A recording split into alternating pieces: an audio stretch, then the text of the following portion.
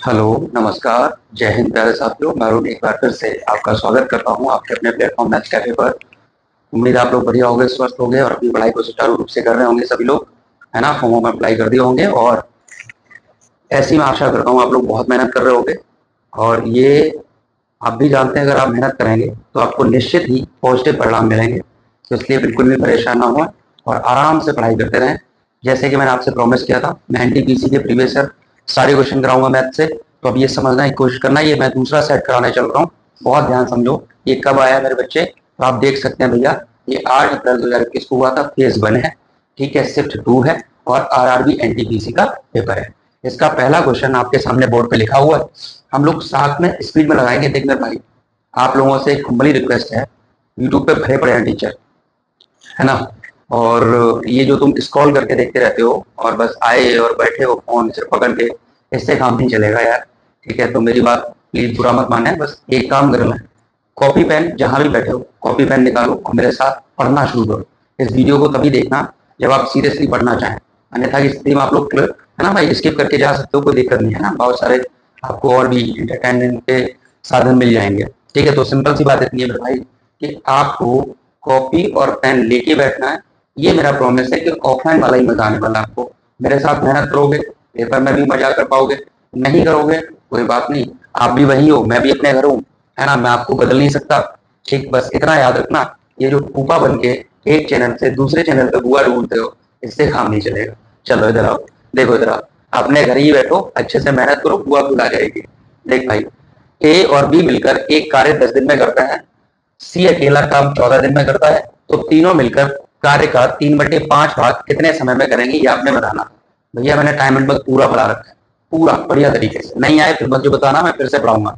अब देखो, मैंने प्रश्न पूछा है कि ए और बी, आपको पता है भैया ये 10 दिन में कोई काम कर रहे हैं और सी अकेला करता है तो वो 14 दिन लेता है। सर ये दिन लिख लेते थे हम लोग। इसके बाद हमें पता है दोनों का एलसीएम लेंगे, टोटल वर्क तो वही होगा। तो आप बोलेंगे 14×3 = 42, नहीं 14×5 = 70 और 10×7 = 70। ऐसी संख्या लो जो दोनों से कट जाए, सिंपल सी बात समझो। 10 का भाग करोगे 10 से 7 बार जाएगा, 14 का भाग करोगे 5 बार जाएगा। तो आप ये बोलेंगे भैया इनकी ये जो क्षमताएं हैं वो मुझे पता चल गई कि ए और बी मिलकर 7 लड्डू खाते हैं और सी अकेला 5 लड्डू खाता है। ठीक है भैया, इतनी बात क्लियर है। टोटल वर्क तो 70 है, लेकिन करना 70 नहीं है, उसने कहा 3/5 भाग करो। तो आप बोलोगे भैया इसका 3/5 भाग अगर मैं निकालूंगा तो 5 से कटेगा, 5 एकम 5, 5 चौके 20, 14×42 काम ही आपने करवाना है, मतलब ओनली 42 काम करवाना है। दोनों लोग करेंगे 7 और 5 12 की स्पीड से। तो आप बोलेंगे कितना समय लगेगा, तो आप बोलेंगे भैया जी 7 5 12 की स्पीड से 42 लड्डू खत्म करने हैं 12 की स्पीड से। सर कटेगा, बिल्कुल कट जाएगा, 6 से कटेगा, 6×7 = 42 और 6×2 = 12। तो आप बोलेंगे 7/2 समय लगेगा और बिल्कुल ऐसे ही आपका ऑप्शन दे रखा है घंटे में, तो आपका ये दिन है, सॉरी, तो आपको इतना समय लग जाएगा। कोई दिक्कत है? कोई दिक्कत नहीं है। अगला प्रश्न मैं साधारण सा बोर्ड पे लिखता हूं, आप लोग करेंगे मेरे साथ साथ, ठीक है। समय बर्बाद नहीं करोगे, आ जाओ भाई, ठीक। और मुझे बताना, मैं क्वेश्चन लिख देता हूं तो ज्यादा आसान रहता है, या मैं साथ साथ लगाता चलूं तो आप मुझे कमेंट में बताओगे। देखो भाई क्या है, ये अगला सिंप्लीफिकेशन क्वेश्चन है। 24 + 13 -5 माइनस का 5, फिर है तुम्हारे पास 46 डिवाइड बाई 17 - 2। 17 - 2 ये आपसे पूछा है, जल्दी से मुझे बताओ इसका आंसर। सभी लोग कॉपी पेन लेके बैठो, करो मेरे साथ। कर पाए हो भाई? यहां समझने की कोशिश करना। ये सिंप्लीफिकेशन है, हम लोग पता है कि सर BODMAS बोर्ड मास सभी को पता होता है, नहीं पता है मैं समझा दे रहा हूं। B फॉर होता है ब्रैकेट, मतलब कोष्टक होता है भाई, कोष्टक सॉल्व करना है, ब्रैकेट सॉल्व करने हैं, ठीक है। O फॉर होता है ऑफ, ऑफ का मतलब होता है का। D फॉर होता है डिवाइड सर, M फॉर होता है मल्टीप्लाई सर, A फॉर होता है एडिशन भैया, और S फॉर होता है सब्ट्रैक्शन। सिंपल सी बात मेरे बच्चे, इतना है। अगर किसी प्रश्न में पहले कहीं ब्रैकेट लगाया तो पहले ब्रैकेट सॉल्व होगा, फिर का सॉल्व होगा, फिर भाग सॉल्व होगा, फिर गुणा होगा, फिर प्लस होगा, माइनस होगा, प्लस माइनस तुम इधर उधर कर सकते हो, कोई दिक्कत वाली बात नहीं है। तो अगर इतनी बात समझ में आई मेरे बच्चे, तो आपको पता है भैया ब्रैकेट सॉल्व होगा, तो करते हैं, आ जाओ मेरे साथ। 24 + 13 माइनस का 5। अब ये 5 लिखा है, यहाँ पे एक बात और याद रखना, अगर यहाँ कोई निशान नहीं लगा, मतलब मल्टीप्लाई प्लस माइनस कुछ भी, तो याद रखना ब्रैकेट सॉल्व होकर जो भी आंसर आएगा उसका पहले मल्टीप्लाई होगा, नहीं तो पेपर में क्वेश्चन गलत हो जाएगा। ध्यान रखना, बहुत सारे बच्चे पहले आप गुणा की जगह भाग कर लेते हैं, गड़बड़ हो जाता है। तो आप बोलेंगे सर 46 है, डिवाइड है, 17 में से 2 जाएंगे, 15 बचेंगे, और ये एक ब्रैकेट खत्म हो गया सर, खत्म हो गया। ये 46 की जगह मेरी समझ से क्या है, माफी चाहता हूं, यहाँ मेरे बच्चे 45 लिखोगे आप लोग, यहाँ 45 है 45। अब आप बोलोगे भैया ये 15 से 45 3 बार कट जाएगा, बिल्कुल कट जाएगा। तो अब बचा क्या मेरे बच्चे, तो आप बोलेंगे सर 24 है, प्लस का 13 है, माइनस 5 का अंदर मल्टीप्लाई होगा 15 हो जाएगा। सर बिल्कुल हो जाएगा। जब ये हो जाएगा तो मेरे बच्चे बताओ, आप बोलोगे भैया यहाँ 24 है, प्लस 15 में से 13 चले जाएंगे तो माइनस के 2 बचेंगे, और 24 में से 2 जाएगा तो आपका आंसर कितना हो जाएगा, 22 हो जाएगा। एकदम हलवा सा प्रश्न था, आपने कर लिया होगा। ठीक है, अगले प्रश्न में चलते हैं। आप लोग मेरे साथ प्रैक्टिस करेंगे और दबा के प्रैक्टिस करेंगे। देखो अगला प्रश्न आपको पढ़ के सुनाता हूँ, कॉपी पेन लो, लिखो। क्या कह रहा है, एक वस्तु के अंकित मूल्य और क्रय मूल्य का अनुपात 5:3 है। मेरे बच्चे समझना, अगर आपसे बोला गया है क्रय मूल्य और अंकित मूल्य का रेशियो दे रखा है 3:5 का रेशियो दे रखा है, और कह रहा है और उसका विक्रय मूल्य 3645 है। जो विक्रय मूल्य जो है वो 3645 रुपए है। सर इतनी बात क्लियर हुई। फिर क्या कह रहा है, वो कह रहा है अंकित मूल्य पर, बहुत बढ़िया, अंकित मूल्य पर मेरे साथ साथ करो, अंकित मूल्य पर क्रमागत छूट दे रखी है। क्रमागत छूट जो है वो कितनी है, तो आप बोलो भैया 10% है और 15% है। 10% और 15%, 25%। यहाँ पे एक गड़बड़ हुआ है मेरे बच्चे, 25% और 10% की छूट है। 25% और 10% की क्रमागत छूटें हैं। तो उसे पूछ रहा है, तो बताओ इस पूरे सौदे में उसे लाभ हुआ है या हानि हुई है, ये आपने बताना है। प्रश्न को दोबारा समझो मेरे बच्चे। ये क्वेश्चन आया हुआ है, बढ़िया क्वेश्चन है। एक कह रहा है कि किसी व्यक्ति का क्रय मूल्य और विक्रय मूल्य का अनुपात, क्रय मूल्य और अंकित मूल्य का अनुपात 3:5 है। विक्रय मूल्य तो मैं दे रखा है 3645 है, और बोला है जो अंकित मूल्य है उस पर क्रमागत छूट दे रखी है, सक्सेसिव डिस्काउंट दे रखा है 25% और 10% का। तो बताना है भाई, बताओ मुझे लाभ हुआ है या हानि हुई है। बहुत ध्यान समझना। मैंने माना कि सर ये क्रय मूल्य 3x था और विक्रय मूल्य 5x था। एक लाइन में करते हैं इसको फटाफट से। मुझे पता है अगर मुझे क्रय मूल्य पता चल जाए, विक्रय मूल्य पता है, तो मैं फटाफट से लॉस या प्रॉफिट पता कर लूंगा। देखो बच्चे क्या करेंगे, 5x था और प्रॉफिट लॉस में पूरा पढ़ाऊंगा, परेशान होना मत, आराम से देखो, सबको समझ आएगा। जिसने कभी नहीं पढ़ा वो भी पढ़ सकता है, और बाकी तो मुझे पता है आप लोग पहले से होशियार हैं। अब देखो 5x था, इस पर 25% छूट दी है, तो 25% दोगे तो सर कितना बचेगा, 100 में से घटा लो 75 बचा, गुणा। फिर आप बोलोगे भैया 10% छूट दी है, तो 100 में से फिर घटा दो 90 बचा। और आपको पता है अंकित मूल्य पर छूट देने के बाद ही तो विक्रय मूल्य हुआ है। अंकित मूल्य पर आप छूट दोगे तो विक्रय मूल्य हो गया है, और वो कितना हुआ है, तो आप बोलेंगे 3645 हुआ था भैया। फटाफट से x की वैल्यू निकालते हैं मेरे बच्चे। देखो 25 तिया 75 और 25 चौके 100 हो गया, 0 से 0 काट दो सर, कट जाएगा। 9 से काटोगे सर, 9 से काटेंगे, 9 चौके 36, बचा 0, भाग टूटे की बिंदी, 9 पना 45। फिर 3 से काट देंगे सर, बिल्कुल काट देंगे। देखो 3 से काट दो मेरे बच्चे, 3 एकम 3, 3 त्रिका 9, 3 पंजे 15। अब आपका आंसर जो आ जाएगा, 5 से और काट दो, ये 5 बचा है, तो 5 दूनी 10, 5 सत्ते 35। तो x की वैल्यू जो आ जाएगी वो आ जाएगी तुम्हारे पास मेरे बच्चे, कितनी आ जाएगी, 3 से काटने की आवश्यकता नहीं थी तो मैं जल्दी कर देता, चलो फिर बाद में गुणा करना पड़ेगा, कर देते हैं तुम्हारे लिए। 27 गुणा ये 4 और 10 गुणा भाग में था, गुणा में जाएगा। तो x की वैल्यू बच्चे जो आ गई है वो आई है 0, 4 सत्ते 28, 4 दूनी 8 और 2 10, 1080 आई है x का मान। 1080 x का मान है, तो हम बोलेंगे सर सीपी कितना हो जाएगा हमारा, तो आप बोलेंगे 3 गुणा x की वैल्यू आई है 1080, तो सीपी मेरे पास हो जाएगा 0, 3 अट्ठे 24 की 4 हासिल 2, 3 एकम 3। ये सब सीपी हो गया है हमारे पास, मतलब क्रय मूल्य हो गया है। और अगर ये सीपी है तुम्हारा मेरे बच्चे, ये सीपी है, तो आप बोलोगे सर अब मेरे पास क्रय मूल्य भी है, विक्रय मूल्य है। क्रय मूल्य 3240 है, विक्रय मूल्य 3645 है। तो आप क्या बोलोगे, भैया यहाँ तो प्रॉफिट हो रहा है। क्या हो रहा है, प्रॉफिट। तो लाभ कितना हो रहा है, आराम से करो, मैं पूरा बोर्ड भर देता हूं सिर्फ इसीलिए तो मैं समझाने के लिए। तो लाभ जो है वो आपका रहेगा सर 3645 में से अगर मैं 3240 माइनस कर लूं तो कितना लाभ हो जाएगा, 405 रुपए का लाभ हुआ है। 405 रुपए का लाभ हुआ है। लाभ परसेंट का फॉर्मूला क्या होता है सर, तो लाभ परसेंट में लाभ ऊपर रहता है, लाभ ऊपर रहेगा 405, और एसपी मतलब सीपी नीचे रहेगी, क्रय मूल्य नीचे रहेगा, क्रय मूल्य पर ही लाभ या हानि निकलती है, ये बात याद रखोगे। 3245 था, 3240 था, तो यहां पर आप इसे काट लोगे और काट के आपका आंसर जो आएगा वो आएगा आपका 12.5% के लगभग आपका आंसर आएगा। आप लोग काट लेंगे और ये मुझे बताएंगे कि 12.5% आपका आंसर आ रहा है कि नहीं आ रहा है। बहुत ध्यान से समझ लो, मैं इसे फ्रैक्शन से भी कर सकता था, बस आपको समझाने के लिए मैंने इतना किया है। थोड़ा सा बड़ा क्वेश्चन था, उसने दे रखा था, क्रय मूल्य 3x था, अंकित मूल्य 5x था, विक्रय मूल्य 3645 था, सक्सेसिव डिस्काउंट भी दे रखा है 25%, 10% का।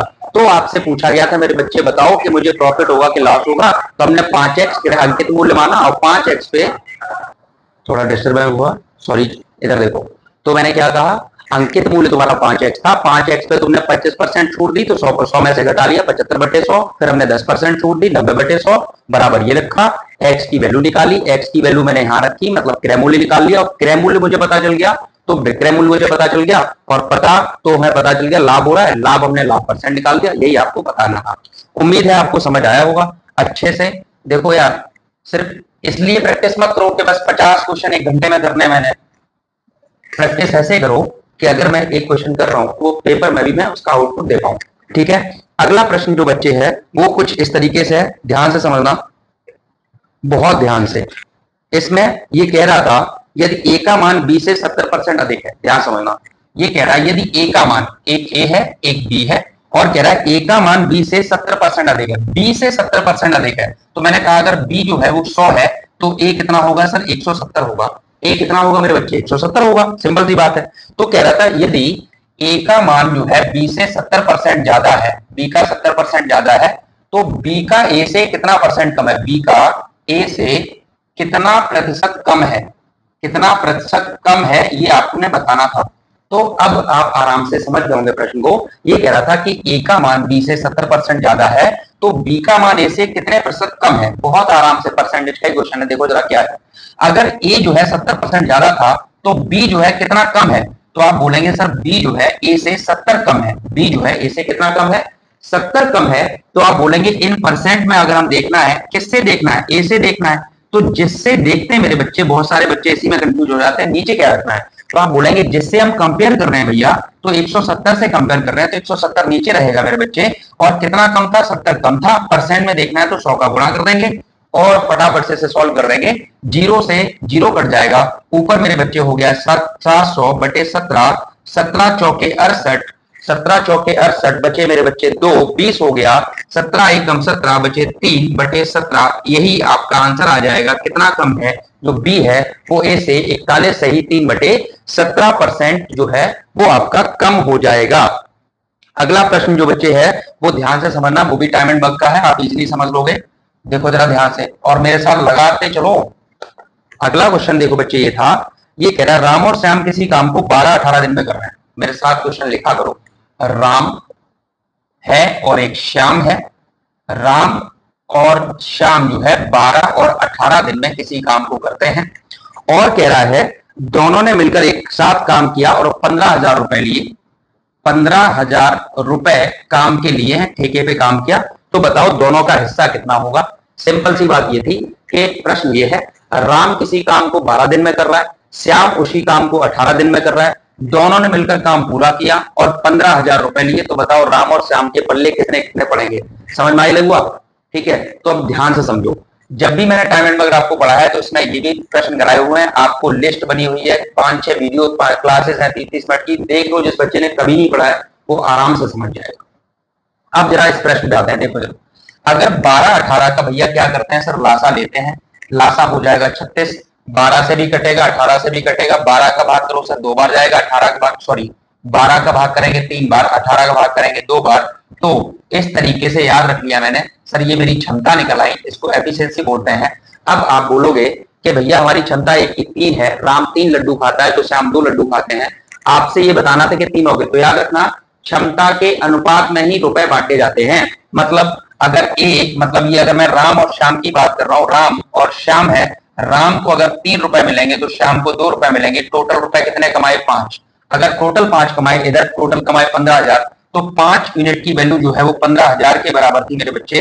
तो 1 यूनिट की वैल्यू किसके बराबर होगी? तो आप बोलोगे भैया 1 यूनिट की वैल्यू जो है वो 3,000 रुपए के बराबर होगी। और अब आप दोनों का रेशियो बता सकते थे, ये रुपए का ही रेशियो है, जो क्षमता का रेशियो होता है वही आपका रुपए का रेशियो होता है। तो आप बोलेंगे भैया जी अगर ए को आर को राम को 3 रुपए मिलते थे, एक की वैल्यू 3,000 के बराबर है, तो इसमें 3,000 का मल्टीप्लाई कर दो, तो आप बोलेंगे भैया इसको कितने रुपए मिलेंगे? सर इसको मिलेंगे 6,000 रुपए।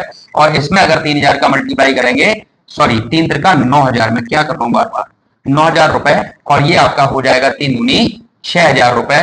तो आप बोलेंगे सर एक को 9,000 मिलेंगे, एक को 6,000 मिलेंगे, इस तरीके से इनका हिस्सा बांट लेंगे ये आपस में। कोई दिक्कत है? कोई दिक्कत नहीं है। अगला प्रश्न मैं लिख के देता हूं आपको। देखो भाई चलो अब इस प्रश्न को आराम से पढ़ लो। क्या कह रहा है? वह राशि ज्ञात कीजिए जिस पर 5% वार्षिक दर से 3 वर्ष के चक्रवृद्धि ब्याज और साधारण ब्याज का डिफरेंस जो है वो 244 है, अंतर 244 है ना। आपको प्रिंसिपल फाइंड करना है, ठीक है, जिस पर 3 ईयर में 5% रेट ऑफ इंटरेस्ट है, 3 साल का जो सीआई और एसआई का डिफरेंस है वो 244 रुपए है। प्रश्न समझ में आया होगा। अब बहुत ध्यान समझना, सीआई एसआई में क्या होता है आपको पता है यार, चक्रवृद्धि ब्याज में ब्याज पर ब्याज मिलता है और साधारण ब्याज में प्रत्येक वर्ष ब्याज बराबर बराबर मिलता है। अगर इतनी बात आपको पता है तो मेरे बच्चे अब आ जाओ, मैं आपको 2 चीजें बताने चल रहा हूं, पेपर तक याद रखे तो बढ़िया है। देखो अगर मुझे 2 साल का, 2 ईयर का, कितने साल का? 2 साल का सीआई और एसआई का डिफरेंस दिया हो तो हम फॉर्मूला लगाएंगे P इंटू आर अपॉन 100 की पावर 2 और आपका आंसर आ जाएगा जो भी आपने निकालना। वैसे करने के तरीके 50 बता सकता हूं, अभी ध्यान से समझ लो, प्रैक्टिस टाइम है तो प्रैक्टिस के लिए ऐसे कर लेते हैं। चैप्टर बाय जब पढ़ेंगे तो डिटेल में समझा दूंगा कैसे कैसे प्रश्न को कर सकते हैं, फ्रैक्शन से कर सकते हैं, परसेंटेज से कर सकते हैं, सारी चीजें कर सकते हैं। ध्यान समझो, अगर 3 साल का आपको सीआई माइनस एसआई दिया हो, 3 साल का चक्रवृद्धि ब्याज साधारण ब्याज का अंतर दिया हो, तो फॉर्मूला बनता है P इंटू, और ये फॉर्मूला कुछ और नहीं है, कंसेप्ट से जाते हैं तो बनता है R अपॉन 100 प्लस 3। सर ये 3 साल का हो गया, ये कितने साल का हो गया? 3 साल का हो गया। आपने देखे ये दोनों फॉर्मूले आप नोट कर लेंगे अपने कॉपी में। क्या बोला है मैंने? 2 साल का सीआई एसआई का डिफरेंस दिया जाएगा तब ये फॉर्मूला लगाएंगे, 3 साल का दिया जाएगा तो ये लगा दो, इजीली आंसर आ जाता है, इसलिए मैंने बताया, बहुत ध्यान से समझना।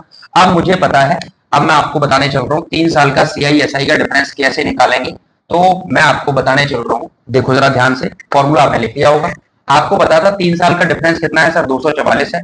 फॉर्मूले में P होता है इंटू आर में पता है 5 है, 5/100 करेंगे और पावर 2 करेंगे इंटू, फिर होता है R अपॉन 100 प्लस 3, तो 5/100 और प्लस के 3 लिखेंगे मेरे बच्चे। हमें प्रिंसिपल ही निकालना था, मतलब मूलधन निकालना था। 5 से काट सकते हैं, 5 एकम 5, 5 दूनी 10, आप डायरेक्ट 1/20 भी लिख सकते थे, 5 एकम 5, 5 दूनी 10। इस तरीके से आप बोलेंगे भैया ये हो गया 244 बराबर P इंटू ये हो जाएगा 1/20, बचत पावर 2 है तो 2 बार लिखेंगे, इंटू 20 या 60 और कितना हो जाएगा सर? 61/20 हो जाएगा। खत्म हो गया प्रश्न, बस इतना ही करना होता है, इसलिए मैंने बताया, नहीं तो बच्चा बहुत लटका रहता है। देखो जरा 61 से काटोगे तो 61 से ही 4 बार कट जाएगा भैया, बिल्कुल कटेगा। अब देखो 2 दूनी 4 दूनी 8 हो गया, 8 चौके कितना हो जाएगा? 32। तो आपका आंसर जो आ जाएगा वो कितना आ जाएगा? 32,000 आ जाएगा। आपका प्रिंसिपल कितना निकल के आ गया? 32,000, 32,000 रुपए निकल के आ गया। उम्मीद है आपको समझ आ गया होगा। अगला प्रश्न मैं आपके लिए लिखता हूं, जल्दी से देखिए, ये तो इजी है तो मैं जल्दी लिख देता हूं। देखो इसके लिए मैं पॉज नहीं कर रहा हूं।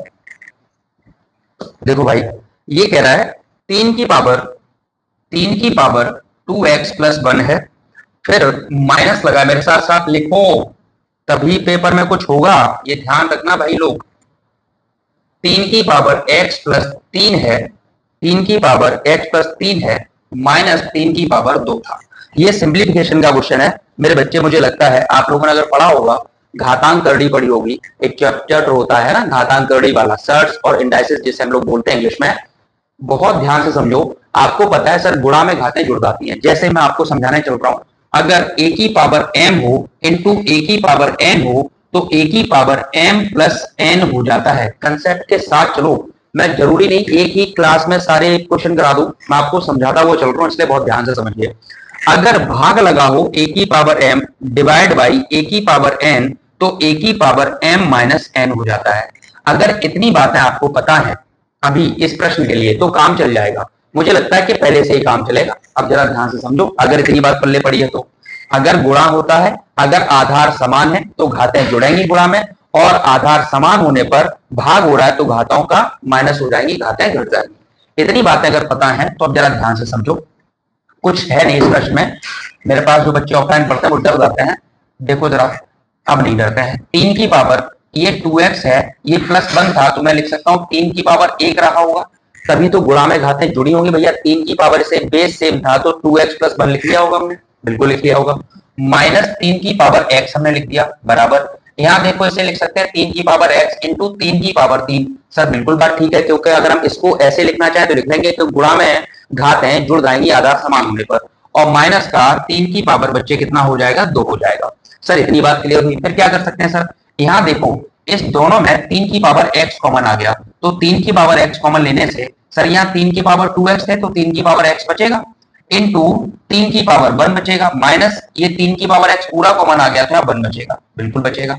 बराबर आ जाओ, इसमें 3 की पावर 2 कॉमन आ रही है, दिख रही है ना, 3 की पावर 2, तो आप बोलेंगे भैया यहाँ बचा 3 की पावर x इंटू यहाँ 3 की पावर 2 कॉमन आ गई तो 3 की पावर 1 बचा, माइनस 1 बचा। ठीक है, 3 की पावर 2 कॉमन आ गई, तो ये वाले से ये वाला पूरा कैंसिल आउट हो गया है, तो ये 3 की पावर x बराबर 3 की पावर 2 हो गया है। और घातों की तुलना करने पर, है ना, घातों की जब तुलना करेंगे, उसने x का मान पूछा था तो आप x का मान क्या बोल सकते थे भैया, x का मान कितना हो जाएगा, 2 हो जाएगा घातों की तुलना करने से। उम्मीद है ये प्रश्न भी आपको अच्छे से समझ आया होगा, नहीं आया है तो मुझे बताइएगा, मैं फिर से प्रयास करूंगा आपको समझाने का।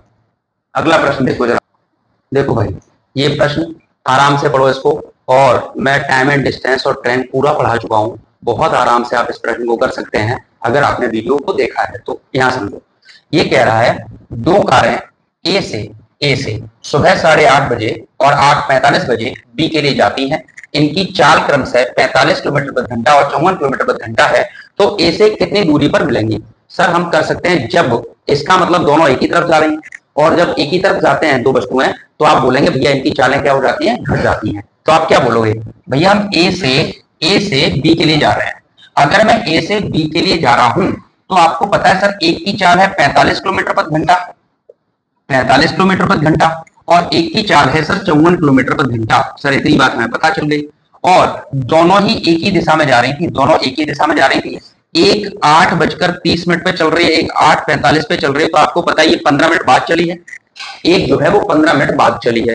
तो आप बोलोगे भैया ये 15 मिनट में कितनी दूरी चल गई होगी, तो दूरी बराबर क्या होता है, चाल गुणा समय। तो आप बोलेंगे अगर हम दूरी निकालें यहां से, तो आप बोलोगे 45 जा रही है, कितने की स्पीड से जा रही है सर, 45 किलोमीटर प्रति घंटे की चाल जा रही है, और 15 मिनट पहले 15 मिनट में वो कितनी दूरी चलेगी, तो 15 को मैंने किसमें चेंज कर लिया है, मिनट से घंटे में चेंज कर लिया मेरे बच्चे।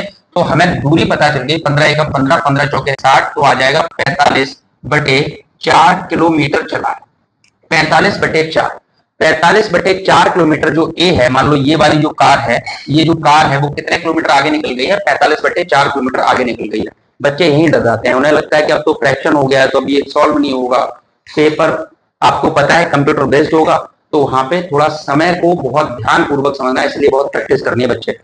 अब देखो हमें पता है जब ये वाली कार चलेगी तो इसकी, ये चली 8:15 पे है ना, 8:45 पे, तो इसकी चाल 54 किलोमीटर प्रति घंटा है, तो ये कितने की स्पीड से पकड़ेगी जब एक ही दिशा में जाएंगे, तो ये आप बोलेंगे सर इनकी चाल घटेगी, तो ये 9 किलोमीटर प्रति घंटे की स्पीड से चेंज कर रही होगी।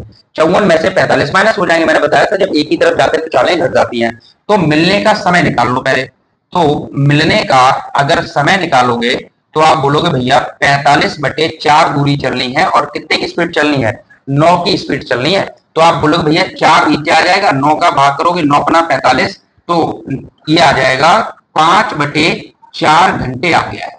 5/4 घंटे में पकड़ेगी ये वाली जो कार है, दूसरी वाली को 5/4 घंटे में पकड़ लेगी। अब ए से दूरी, तो आप बोलेंगे ये कितनी देर, सोचो बताओ, ये 54 किलोमीटर वाली जा रही है और कितने घंटे तक चल रही है, 5/4, मतलब एक से ही 1/4 घंटे तक चल रही है, तो कितना दूरी होगी, तो आप बोलेंगे ए से, अगर दूरी आपको प्रश्न पूछी है भैया ए से दूरी, तो ए से दूरी हो जाएगी, दूरी बराबर क्या होता है, चाल गुणा समय। चाल इसकी थी 54 और समय लग रहा है 5/4 का। अब मेरे मुन्ना ये कट ही ना रहा है और कट नहीं रहा है लंबा, तो आप बोलेंगे पॉइंट में ही आंसर होगा, तो पॉइंट में होगा 4 से काटो भाई, 4 एकम 4 बचा 1, 14 हो गया, 4 3 12, 4 पंजे 20, और 5 का जब गुणा करोगे तो 55 25, 5 3 15, 2 17, और 5 एकम 5 और 1 6, तो 67.5 किलोमीटर दूर जो है ये जो कार है वो ए से मिल जाएगी, दूसरी वाली कार से मिल जाएगी, और आपका ऑप्शन नंबर जो है वो बी पर है। ये आपको आंसर मिल गया होगा, उम्मीद है समझ आ गया होगा। अगला प्रश्न आपके लिए लिखता हूं जल्दी से।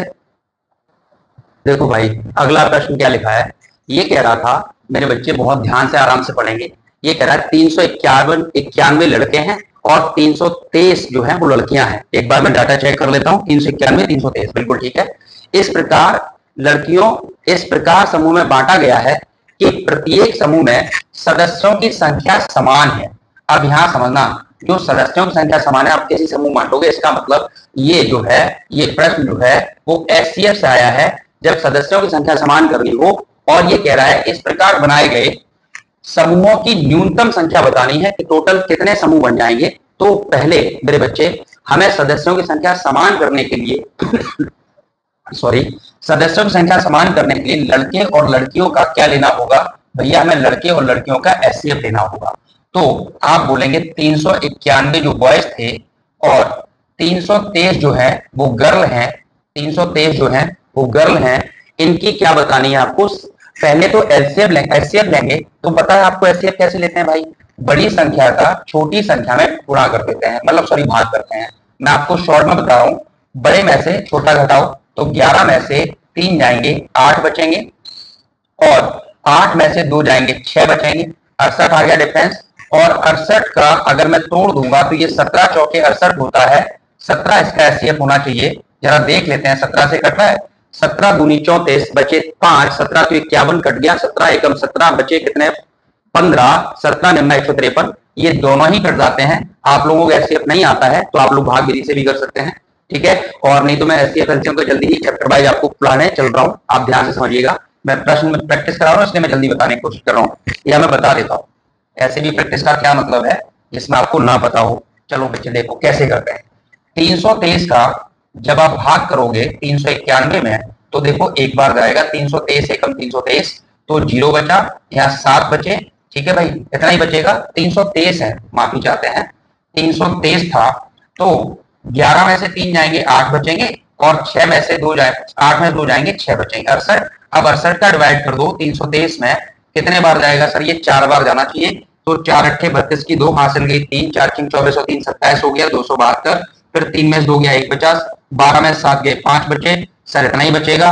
फिर 51 का भाग कर दो 68 में, 51 एकम 51 हो जाएगा भाई ये, तो कितने बचेंगे 7 और 1, और 17 का भाग करोगे 51 में, 17 क्यों 51, और ये फाइनली कट गया, और जिससे पूरा पूरा कट जाता है वही आपका क्या हो जाता है, मासा हो जाता है, वही आपका क्या हो जाता है, मासा हो जाता है। दिख रहा है ना भाई। तो माफी चाहते जरा देखो, तो आपने बोला सर एचसीएफ तो 17 आ गया, मतलब जो समूह के सदस्यों की संख्या समान है, तो समूह में सदस्य कितने होंगे, समूह में जो सदस्य रहेंगे वो सदस्य तो रहेंगे सर, प्रत्येक समूह में 17-17 रखने होंगे। अगर पूछता समूह के सदस्यों की संख्या कितनी हो सकती है, तो आप बोलते 17 हो सकती है, लेकिन उसने कहा समूह की न्यूनतम संख्या, तो आप बोलेंगे अगर भैया मैं बॉयज का ग्रुप बनाऊंगा तो 391 लड़के थे और प्रत्येक समूह में मुझे 17 लड़के रखने हैं, तो लड़कों के कितने ग्रुप बनेंगे 17-17 के, तो आप बोलेंगे 17 दूनी 34, और बचा यहाँ 5, 17 क्यों 51, 23 ग्रुप तो लड़कों के बन गए। और अगर लड़कियों के बनाओगे तो 323 लड़कियां थी, 17 का भाग करोगे मुन्ना, तो 17 एकम 17 बचे कितने 15, और 17 निम्मा 153, तो इस तरीके से 19 ग्रुप जो है वो लड़कियों बन गए। उसने टोटल पूछे थे, तो 9 और 3 12 की 2 हासिल 1 2 3 4, तो टोटल जो है कितने समूह बन जाएंगे सर, 42 समूह बन जाने चाहिए। कितने समूह बन जाएंगे सर, 42 समूह बन जाएंगे। अगला प्रश्न मैं जल्दी से लिख दे रहा हूं ताकि समय ज्यादा खराब ना हो, जरा ध्यान से समझो। प्रश्न ये कह रहा था, ये कह रहा है यदि, देखो यदि, फिर से सिंप्लीफिकेशन ही है, 9 + 9 × 9 डिवाइड बाई, फिर लिखा है 9 × 9 और फिर से है × 9। अभी अभी मैंने आपको बोर्ड मार्क्स का एक क्वेश्चन कराया था, उम्मीद है आप लोग इसको कर पाएंगे, बहुत इजीली कर पाएंगे, और बहुत ही टुच्चा सा क्वेश्चन है, देखो कैसे करते हैं, आपको पता है सभी लोग कर लोगे। तो 9 + 9 × 9, ये नॉनिम कितना हो जाएगा सर, ये नॉनिम हो जाएगा, ब्रैकेट सॉल्व होगा 81, डिवाइड लगा था मैंने बटे में लिख लिया, और गुणा में 9 लिख दिया। माफी चाहते हैं भाई, हमारे गली में कबाड़े वाले बहुत घूमते रहते हैं आजकल, इनका डिजिटल सहारा हो गया, मोदी जी ने सबको डिजिटल कर दिया है, तो वो लगा लेते हैं उसमें और फिर तेज तेज चिल्लाते हैं और उसमें गाना लगाएंगे, मेरी चुनरिया दिल ले गई, हद हो गई है। ठीक है भाई, चलो यार देखो यार, ये कह रहा था 9 का डिवाइड हो जाएगा भाई 9 9 9 81 और फिर 9 से 9 कट जाएगा, तो मेरे बच्चे बचा ही क्या है, बचा है सर 9 + 9, तो आंसर आ जाएगा इसका तो 18। और उम्मीद है आपको ये भी समझ आ गया होगा बहुत अच्छे से, कोई दिक्कत? चलो भाई, ये वाला प्रश्न देखो, एकदम इजी है, ये भी ध्यान समझो, मेंसुरेशन से है। एक वर्गाकार मैदान के बिकट है बाड़ लगानी है और यदि मैदान का क्षेत्रफल 2 किलोमीटर स्क्वायर है तो बाड़ की लंबाई बतानी। भाई आपको पता है जो वर्ग होता है, वर्ग की ऑल साइड आर इक्वल होती हैं, ठीक है, तो आप बोलेंगे भैया अगर ये वर्ग है जिसकी सारी भुजाएं अगर बराबर हैं और इसका क्षेत्रफल जो है और इसके बिकट पे बाड़ लगानी है, डायगोनल पे बाड़ लगानी है, तो मेरे भाई ध्यान समझो, आपको पता है क्षेत्रफल क्या होता है, तो आप बोलेंगे ए स्क्वायर, ए इंटू ए, साइड इंटू साइड बराबर आपको दे रखा है, या भुजा का वर्ग बराबर दे रखा है 2, तो ए बराबर कितना आ जाएगा सर, √2 आ जाएगा। ए बराबर कितना आ जाएगा, अगर मैं इसको लिख सकता साइड इंटू साइड बराबर 2 था, तो ए स्क्वायर बराबर 2 था, तो ए बराबर √2 आ गया होगा, ये बात पढ़नी पड़ती होगी आपको। तो आप बोलेंगे सर ए की वैल्यू √2 है, तो अगर ये √2 है और ये भी √2 है, तो आपको पता है यहाँ प्रत्येक कोण 90 डिग्री का होता है, तो अब यहाँ पे लगेगी पाइथागोरस थ्योरम, और आपको पता है अगर मुझे कर्ण निकालनी है, मतलब बाड़ की लंबाई निकालनी है, तो आप बोलेंगे जो कर्ण होगा वो कितना होगा, तो आप बोलेंगे कर्ण का स्क्वायर बराबर आधार का वर्ग लंब का वर्ग, मतलब √2 का स्क्वायर, फिर से √2 का स्क्वायर मेरे बच्चे, तो आप बोलेंगे √2 का स्क्वायर कितना होता है सर, 2 होता है, √2 का स्क्वायर कितना होता है, 2 होता है, ये कर्ण का स्क्वायर इधर लिखा हुआ है तो स्क्वायर उधर जाएगा, तो कर्ण बराबर कितना आ जाएगा सर, √4 हो जाएगा, तो कर्ण बराबर भैया कितना आ जाना चाहिए, कर्ण बराबर 2 आ जाएगा, और जो कर्ण होगा वही तुम्हारी बाढ़ होगी, तो कर्ण या बाढ़ की लंबाई कितने किलोमीटर लगानी होगी, 2 किलोमीटर में आपको लगानी होगी। कितने किलोमीटर बाढ़ लगानी होगी, 2 किलोमीटर लगानी होगी। चलिए मेरे बच्चे अगला क्वेश्चन चलते हैं फटाफट से, एकदम इजी था ये, तो दोबारा देख लेना भाई, ठीक है।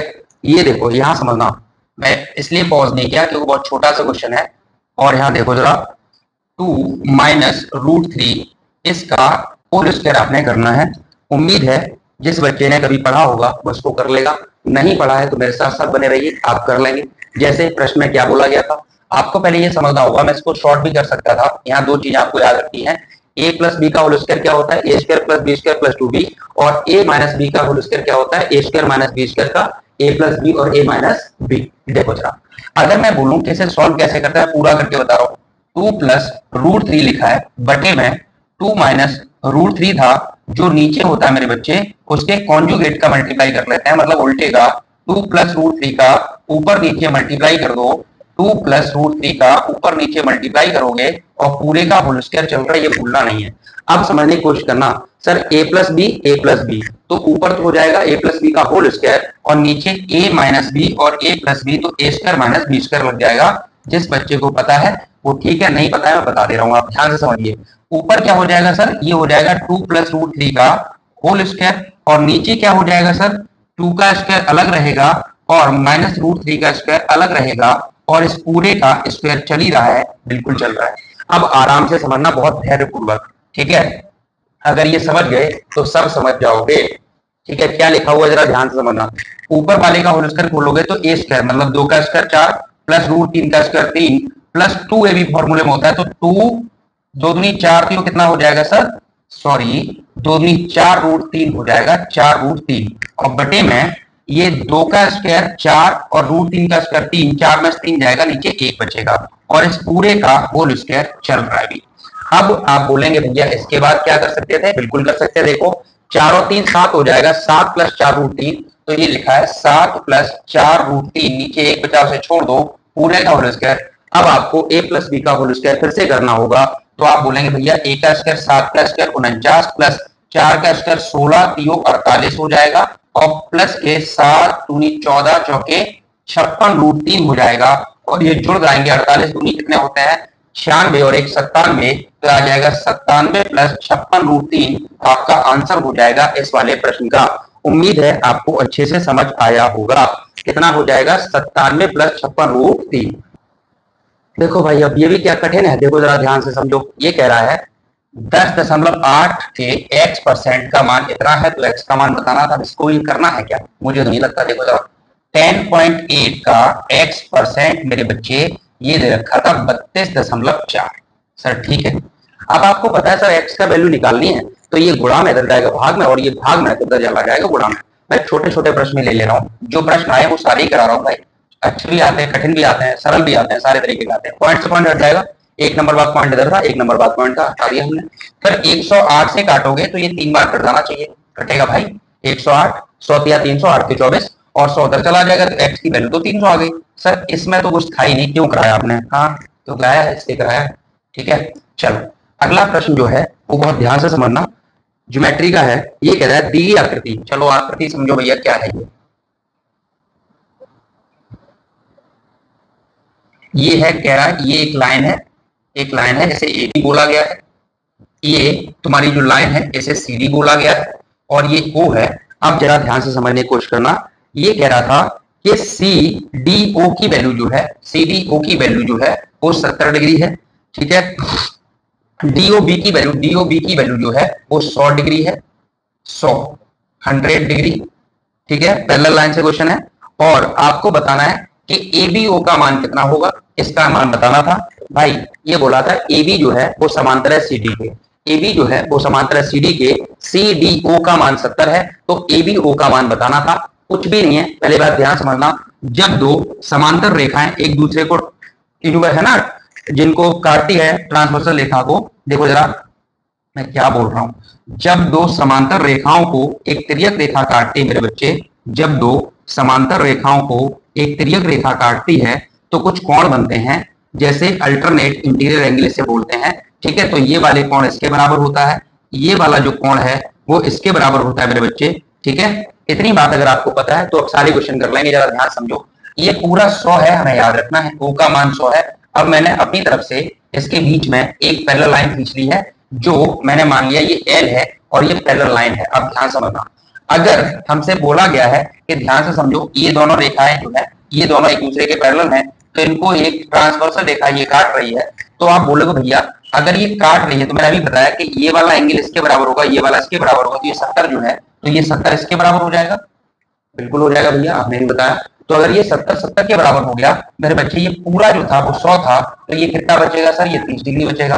और अब जरा ऊपर वालों को देखो, इसको आगे बढ़ा दें, इसको आगे बढ़ा दें, इसको आगे बढ़ा दें, तो आप बोलोगे भैया अब ये दोनों तिर्यक रेखाएं हो गई हैं, इनको एक तिर्यक रेखा काट रही है, इन दोनों समांतर रेखाओं को, तो अगर ये 30 है तो ये भी कितना हो जाएगा, 30 हो जाएगा। तो आपका आंसर एबीओ का मान कितना हो जाएगा भैया, 30 हो जाएगा। इसमें कुछ नहीं करना था। उम्मीद है आपको बहुत अच्छे से समझ आया होगा। आगे चलते हैं मेरे बच्चे, देखो जरा ध्यान से, देखते हैं अगला प्रश्न क्या दे रहा है। अगला क्वेश्चन क्या है आपके पास, तो प्रश्न जो है कुछ इस तरीके से है। देखो भाई ये वाला क्वेश्चन क्या कह रहा है, जरा बहुत ध्यान से समझो, इसमें भी कुछ है नहीं, मुझे लगता है आप सभी लोग कर सकते हैं बहुत इजीली। यहाँ देखो, आप बोलेंगे सर x अपॉन अगर मैं y कर लूं तो ये आ जाएगा 0.05 और बटे में 1.5 हो जाएगा। भैया पहले यहाँ समझो, पॉइंट तब हटा सकते हैं जब दशमलव के बाद के अंक बराबर हो। दशमलव के बाद यहाँ 2 अंक हैं, यहाँ 1 था तो मैंने 2 कर लिए।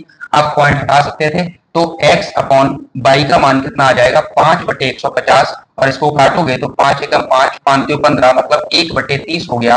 अब 1/30 का मतलब अब प्रश्न खत्म हो गया कि y के x का मान अगर 1 है तो y का मान 30 है। उसने कहा इसकी वैल्यू बतानी है, तो आप बोलोगे भैया y में से x जाएगा, मतलब 30 में से 1 जाएगा तो 29 बचेगा, और y प्लस x मतलब 30 और 1 कितना हो जाएगा, 31, और ये इतना ही आंसर था आपका। और बहुत इजी से प्रश्न था ये, आप समझो जरा ध्यान से। अगला क्वेश्चन देखते हैं जल्दी जल्दी। देखो भाई ये कह रहा है 3 अलग अलग ट्रैफिक सिग्नल की लाइटें जो है क्रम से, अरे एलसीएम का है, देखो जरा क्वेश्चन है 3 अलग अलग ट्रैफिक सिग्नल पर लाइटें लगी हुई हैं जो 72 सेकंड, फिर कह रहा है 108 सेकंड और 48 सेकंड के बाद बदलती हैं। प्रश्न ये बोला था भाई कोई ट्रैफिक सिग्नल है उस पर लाइटें लगी हुई ट्रैफिक सिग्नल वाली, वो 72 सेकंड, 108 सेकंड और 48 सेकंड के बाद बदलती हैं। ये कह रहा है यदि एक साथ सुबह 9:30 और 00 सेकंड बजे बदली हैं, तो बोल रहा है अगली बार कब बदलेंगी। तो जब भी ऐसा प्रश्न आए तो आपको लेना होता है मेरे बच्चे लासा। लासा कैसे लोगे मैं समझा दे रहा हूं। आप बोलोगे भैया लासा तुम ऐसे ही लेते हैं काट के, तो आप बोलो सर इसमें 12 कॉमन आ जाएगा, तो 12×6 = 72, 12 ने में 108 और 12×4 = 48, बिल्कुल आ जाएगा। 12 सारे कट रहे थे। आप बोलो सर 9 को तोड़ सकते हैं 3×3, मैं लासा मासा शुरू करने वाला हूं, देखते रहिएगा। और इंटू 6 के लिए 2 का गुणा कर देंगे, 4 के लिए 2 का गुणा और कर देंगे, तो यहां तक मेरे पास आ गया 3×9 = 18, 18×2 = 36, और 36 में अगर 12 का गुणा करोगे तो आंसर आ जाएगा कितना मेरे बच्चे। ये सब सेकंड है तो सेकंड में आएगा। मुझे बताना था किसमें, मिनट और सेकंड में बताना है। तो आप चलो देख लो, 12×72 की 2 हासिल के 7, 36 और 7 कितने होते हैं, तो आप बोलेंगे 36 और 7 6 13, 36 और 7 43, 432 सेकंड लगे। और 432 सेकंड को अगर मैं मिनट में चेंज करना चाहता हूं तो 432 में मैं 60 का भाग कर दूंगा, तो 6×7 = 42, 6×7 = 42 का मतलब यहाँ बचे 2, यहाँ बचा 1, तो 7 मिनट पूरे पूरे हो गए, और जो बचे हैं वो सेकंड हैं। तो अगली बार कब बदलेंगी, तो आप बोलेंगे सेकंड में बताना होता है 432 सेकंड बाद बदलेंगी। मिनट और सेकंड बताना है तो 7 मिनट और 12 सेकंड के बाद बदलेंगी। इसमें बजे में बताना है तो जोड़ देंगे, ये घंटे हैं, ये मिनट है, ये सेकंड है, तो 7 मिनट और 12 सेकंड के बाद इसका मतलब 9:37 और 12 सेकंड पे अगली बार बदल जाएंगी, 9:37 और 12 सेकंड पे। देखो भैया अगला प्रश्न क्या कह रहा है, क्वेश्चन जरा ध्यान समझो। यदि किसी कर्मचारी के वेतन में पहले 15% की वृद्धि तथा बाद में 15% की कमी होती है, तो वेतन में कुल कितने प्रतिशत की कमी होगी, ये आपने बताना है। सर एकदम इजी है, कैसे, आपको एक फॉर्मूला याद कर लो, वैसे तो फ्रैक्शन से भी कर सकते हो आप इसको, है ना। देखो 15% को आप चेंज करोगे तो 15 बटे कितना लिखोगे, 100 लिखोगे, फिर 5 क्यों 15, 5 दूनी 10, पहले बोलोगे 20 था, फिर बढ़ गया 23 हो गया है। तो इस तरीके से भी आप कर सकते हो। मेरी समस्या इसे जल्दी करने के लिए पॉइंट वन में आएगा, तो आप ऐसे कर लो। मान लो एक तरफ x plus by plus minus x into by upon 100, और ये जो भी आंसर आएगा वो परसेंट में आ जाएगा, तो जल्दी हो जाता है मेरी समस्या को। जरा ध्यान समझो, अगर पहले 15% की वृद्धि हुई मतलब पहले 15 प्लस के 15, फिर 15 की कमी हुई माइनस के 15, प्लस माइनस आप बोलोगे भैया मैं क्या करना था सर, 15×15 और बटे में कितना हो जाएगा सर, 100 हो जाएगा। तो यहाँ पे आप आंसर बोलोगे, यहाँ पे प्लस माइनस का माइनस प्लस माइनस हो जाएगा, 5 से काट दो, 5 क्यों 15 और 5 दूनी 10 हो जाएगा, फिर 5 से काट सकते हो, 5 क्यों 15 और ये 5 चौके 20 हो जाएगा। तो ये 15 से 15 तो खत्म हो गया, 3 त्रिका 9 हो गया, ऊपर 9/4 हुआ है, 4 से काटोगे तो ये हो जाएगा 4 दूनी 8, 4 दूनी 8 बचा 1, 4 दूनी 8, 4 पंजे 20।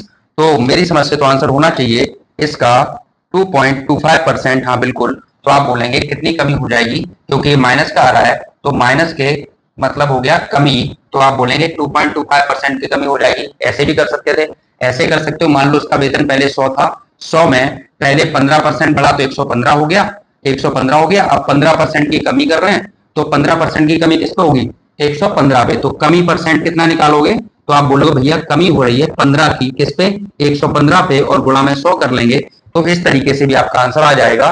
ठीक है, तो इसे आप कैलकुलेट करेंगे तो भी आपका आंसर आ जाएगा, कोई दिक्कत वाली बात नहीं होनी चाहिए। अगला प्रश्न जरा ध्यान से समझो, ये अच्छा है।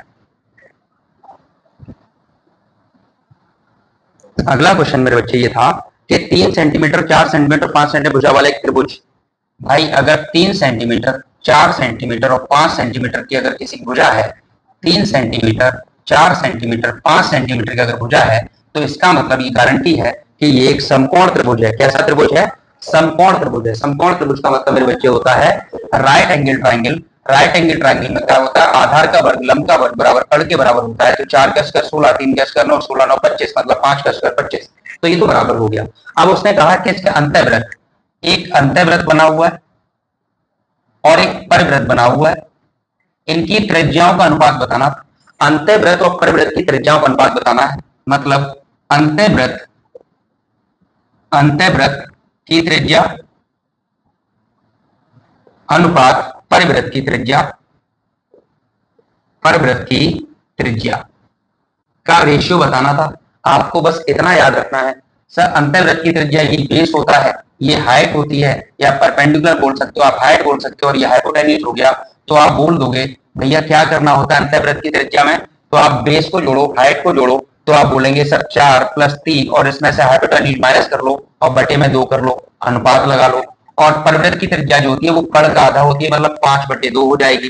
तो आप बोलेंगे सर 4 3 7 में से 5 गए, 7 में से 5 गए, 2/2 का मतलब 1 हो गया, और ये 2.5 हो गया, और 2/2 का मतलब 2.5 हो गया।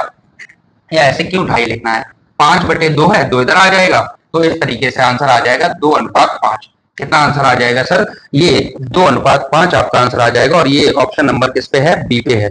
सर इतनी बात क्लियर हुई। अगला क्वेश्चन और इजी है, वो भी मेंस्ट्रुएशन से है, जरा देखो जरा क्या क्या है। ये कह रहा था कि यदि दो गोलों के आयतन का अनुपात, गोले मतलब स्फीयर, ठोस गोले बोले हैं, दो गोलों के जो वॉल्यूम है, वॉल्यूम का रेशियो मेरे बच्चे 8:27 है, 8:27 है। तो कह रहा है पृष्ठीय क्षेत्रफलों का अनुपात। अब आपको ध्यान से समझना है, अगर पृष्ठीय क्षेत्रफलों का अनुपात पूछा है तो हम क्या करेंगे, पहले यहां ध्यान समझो। अगर वॉल्यूम इतना है तो मतलब इनकी रेडियस का रेशियो क्या होगा, तो आप बोलेंगे सर क्यू रूट ले लो, क्योंकि वॉल्यूम हमेशा क्यू में चलता है, वॉल्यूम हमेशा किसमें चलता है, क्यू में। मैं शॉर्ट में कर रहा हूं, ठीक है। तो आप बोलेंगे सर इनकी रेडियस का जो रेशियो आएगा, वो रेडियस का रेशियो आ जाएगा कितना, ये 2 का क्यू होता है और ये 3 का क्यू होता है। सर रेडियस का अनुपात तो आ गया 2:3। आपसे बोला पृष्ठीय क्षेत्रफल, तो पृष्ठीय सरफेस एरिया मतलब पृष्ठीय क्षेत्रफल का अगर मुझे रेशियो बताना है तो बस क्या करना है, रेडियस का स्क्वायर करना है, रेडियस का स्क्वायर करना है। तो आपका आंसर हो जाएगा ये 2 का स्क्वायर 4 और 3 का स्क्वायर 9। तो आप बोलेंगे सर पृष्ठीय क्षेत्रफलों का अनुपात कितना हो जाएगा, 4:9 हो जाएगा। पृष्ठीय क्षेत्रफलों का अनुपात 4:9 हो जाएगा। ठीक है भाई। अब लास्ट क्वेश्चन बचा हुआ मुझे लगता है, बाकी हम लोगों ने सारे क्वेश्चन कर लिए हैं, लास्ट भी कर ही लेते हैं जल्दी से। देखो जरा फटाफट क्या कह रहा है। ये कह रहा है एक वस्तु मिस्टर एक्स को 20% लाभ पर बेची जाती है, मिस्टर एक्स वस्तु को 25% लाभ पर बाई को बेच देते हैं और बाई इतने देते हैं। मान लो कोई व्यक्ति ए था, ए ने ये वस्तु एक्स को दी है, एक्स ने बाई को दी है, इसने 20% प्रॉफिट पे दी, और इसने एक्स ने बाई को 25% प्रॉफिट पे दी, और बाई ने कितने रुपए दे दिए हैं, बाई ने 225 रुपए दिए हैं। तो बताना है ए ने कितने रुपए में वस्तु बनाई थी। तो मतलब ओवरऑल कॉस्ट प्राइस पता करनी है। बहुत ध्यान से समझो, कुछ नहीं है इसमें। मैंने मान लिया ए को कोई वस्तु ए रुपए की थी, इसने 20% प्रॉफिट लिया, तो आप बोलेंगे सर 120 हो जाना चाहिए। 120 में एक्स को दे दी 120/100% है, गुणा एक्स ने बाई को दी 25% प्रॉफिट पे, तो 125 हो जाएगा, 125/100, और बराबर में कितना आ रहा है सर, 225 आ रहा है। सर इसे सॉल्व कर लेंगे तो आप बोलेंगे भैया क्या हो जाएगा, 25 से ही काटना है, 25 पंजे 125 और 25 निम्मा 225। सर इतनी बात तो क्लियर हो गई। फिर क्या कर सकते हैं, 20 से काट लो यार, 20 का 120, 20 पंजे 100, 5 से 5 कट जाएगा ना भाई।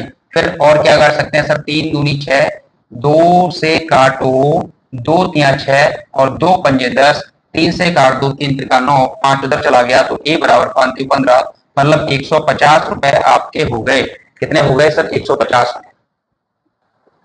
देखो भाई अगला क्वेश्चन ये कह रहा है दो संख्याओं का अनुपात, रेशियो जो है वो 5:3 है। दो संख्याएं हैं कोई, दो संख्याओं का रेशियो 5:3 है और अंतर 50 है, गुणनफल बताना है। देखो भाई ये कह रहा है अंतर जो है इनका 50 है, तो गुणनफल बताना एकदम इजी है। यहाँ पे अंतर देखो तो मेरे बच्चे कितने का अंतर आ रहा है, 2 का आ रहा है। यहाँ पे जो डिफरेंस है वो 2 का है। 2 बराबर किसके है, 50 के है, 2 यूनिट की वैल्यू 50 के, तो 1 बराबर किसके हो जाएगा, तो सर 1 बराबर तो 25 के होगा। और अगर 1 की वैल्यू 25 के बराबर है तो संख्या हमारे पास कौन कौन सी आ जाएंगी, फर्स्ट और सेकंड। एक हो जाएगी 25 पंजे 125 और एक हो जाएगी 25 तिया 75। इनका गुणनफल बताना था। मैं आपसे पूछ रहा हूं, पूछती है जनता कि आप इसका आंसर क्या कमेंट बॉक्स में देंगे, हमें बिल्कुल देना चाहिए आपको। इसका आंसर मुझे बताना कि क्या होगा गुणा करके, ठीक है। अब मेरे भाई मुझे नहीं लगता इस वाले सेट में आपके कोई क्वेश्चन बचे हैं, कोई मुझसे छूट गया मुझे देख नहीं रहा है तो उसके लिए माफी चाहते हैं। बाकी मुझे लगता है मैंने सारे क्वेश्चन करा दिए हैं। कोई छूट गया हो तो मुझे बताना, मैं करा दूंगा। ठीक है भाई, ये क्वेश्चन जो बचा है वो कर लो, क्यों छोड़ो। देखो यहाँ पे लिखा हुआ है 1.45 पे बार बना हुआ है, ये भी सिंप्लीफिकेशन का है, कैलकुलेटिव है थोड़ा सा। 0.312 पे बार है, 12 दोनों पे बार है, फिर है -1.112 की पावर बार है। इसे सॉल्व करना है, जल्दी से बताओ कैसे सॉल्व करोगे, जल्दी से बताएंगे सभी लोग। तो आप बोलोगे भैया जी आपको एक बात पता होनी चाहिए, जितने पे बार होता है उतने 9 लगा लेते हैं नीचे। पहले समझो जरा, इसे लिख सकते हैं 1 प्लस 45/99 लिख सकते हैं, प्लस जिसको नहीं पता वो धैर्य बनाए रख के बता दूंगा। जितने पे बार होता है पहले लिखो इसको 312 माइनस के 3 हो जाएगा और बटे में 2 9 और जितने बार नहीं था उतने 0 माइनस माइनस इसे हम लिख सकते हैं फिर से 1 प्लस ये हो जाएगा 112 माइनस 11।